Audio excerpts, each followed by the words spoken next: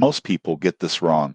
They assume Credexit is just another payday loan or BNPL app. The surprising truth in 2026 is that Credexit combines early wage access, installment payments, and spending management tools in a single platform, giving users more control over short-term finances. Here's how Credexit works. First, you can access part of your earned wages before payday, often within hours, which is perfect for unexpected bills or urgent expenses. Second, eligible purchases can be split into smaller installments over several weeks, with flat fees instead of interest. This predictable system makes it easier to plan and budget. Credexit also provides dashboards, reminders, and notifications to help track payments and monitor spending. This can reduce late fees and support responsible financial habits. The downside, overuse can become costly. Frequent advances or missed installments can add up, and relying heavily on Credexit might mask deeper financial problems. Tips for responsible use. 1. Only request advances or splits you can pay back on time. 2.